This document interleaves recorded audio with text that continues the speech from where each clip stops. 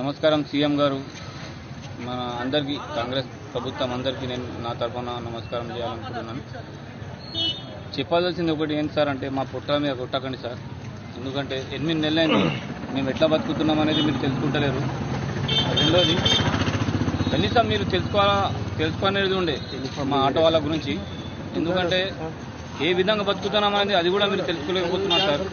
ఎందుకంటే పరిస్థితి ఎట్లా అయిపోయింది ఆటో వాళ్ళది అంటే సార్, పొద్దువాళ్ళ పెడితే అక్కడ చూడండి, ఒక ఆటో పొద్దువాళ్ళ 5కి పెట్టినాం, ఇంతవరకు ఒక మనిషి లేడు.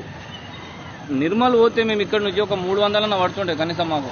ఈ రోజులలో ఇప్పుడు మన ప్రభుత్వం, కాంగ్రెస్ ప్రభుత్వం కూర్చున్న తర్వాత, బస్ టికెట్ ఫ్రీ చేసిన తర్వాత ఒక 30 రూపాయలు కూడా వస్తలేవు సార్. నిర్మల్ దాకా పోతే దుఃఖం వస్తుంది, ఏడవలేకపోతున్నాం.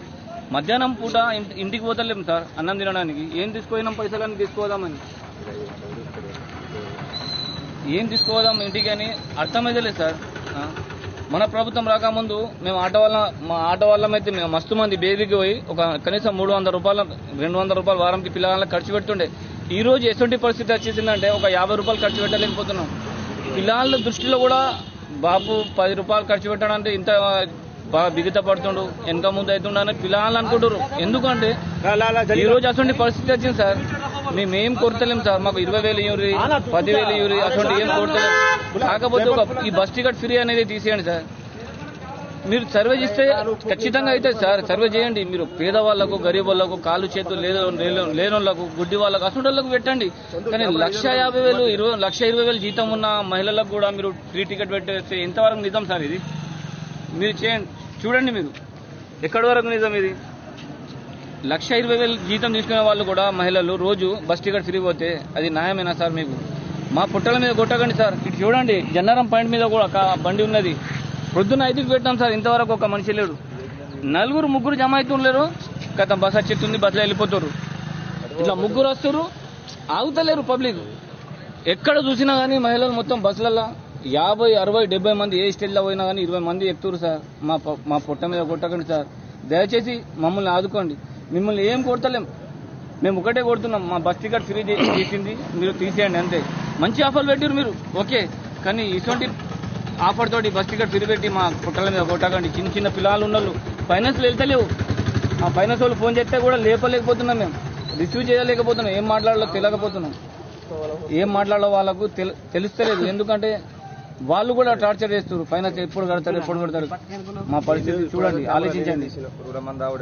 మేము ఆత్మహత్య, మీ రాజ్యంలో ఎవరన్నా కానీ ఉపాసం ఉండి చచ్చిపోతే మీరు మీ అంతరాత్మ ఒప్పుకుంటుందా? చూడండి, మీరు ఆలోచించండి సార్. అయ్యా స్పీకర్ గారు, ఒకళ్ళు మాట మీ దాకా తెచ్చుర్రు, ఆట వాళ్ళు బాగా ఘోరంగా పరిస్థితుల్లో ఉన్నారని ఒక అసెంబ్లీలో ఒకళ్ళు మాట తీస్తే సీతకు ఏమంటారు? ఆ మాటకు మీరు రెచ్చగొట్టకండి, ఆటో వాళ్ళని రెచ్చగొట్టకండి అంటారు. కానీ మీ దాకా మాట ఎట్లా రావాలా సార్? ఆటో వాళ్ళు ఉపవాసం ఉన్నారు, బాగా కష్టంగా ఉన్నారు, ఆటో వాళ్ళు ఏం సంపాదించలేకపోతున్నారంటే మీ దాకా మాట ఎట్లా రావాలా సార్? మేమైతే మీకు కలవలేం కదా, చెప్పండి. కనీసం ఒక మాట మీరు ఆలోచించండి. 8 నెలలైంది, మా గురించి ఒక్కసారైనా ఆలోచిస్తురా? మీరు తినేటప్పుడు మేము ఎట్లా బతుకుతున్నాం అనేది ఒక్కసారి ఆలోచించండి సార్, మీకు తెలుస్తుంది మా బాధ ఏంటి. ప్రొద్దున 5కి వెళ్ళేసి సాయంత్రం వరకు బస్ స్టాండ్లో ఉంటున్నాం, ఇంటికి పోలేకపోతున్నాం తెలుసా. మా బాధ అట్లా ఉంటుంది. మేమేం చేయాలో అర్థమైతే లేదు. ఇంటి వాళ్ళకి ఏం జవాబు ఇవ్వాలా, పిల్లలకి ఎట్లా ఆదుకోవాలా అసలు అర్థమే అయితే లేదు. ఆటో వాళ్ళు ఏం చేయాలా అసలు? ఆటో సెల్ చూసుకుంటా 1 దాకా కూర్చుంటున్నాం ఆటోలోనే, సీరియల్ జరగకపోతే మా పరిస్థితి ఎట్లా? మళ్ళా మీరు ఏం ఆలోచించారా? మీ గురించి ఎవరన్నా బాధపడితే మీరు అన్నారు కదా సార్, నా రాజ్యంలో, నా దర్బార్లో ఎవరికి అన్యాయం జరగదు, న్యాయం జరుగుతుంది. మరి ఇంతమంది దాదాపుగా 50 లక్షల 40 లక్షల మంది ఉన్నారు మన తెలంగాణలో. 50 లక్షల మంది దాదాపుగా ఉన్నారు కదా, ఇలా అన్యాయం జరుగుతలేదు సార్ మీ వల్ల. మీరు చూడండి, దయచేసి మీకు ఒకటే కోరుతున్నాం సార్, ఈ బస్ టికెట్ ఫ్రీ అనేది తీసేయండి బస్, అంతే. మీకు ఏం కోరుతలేం సార్.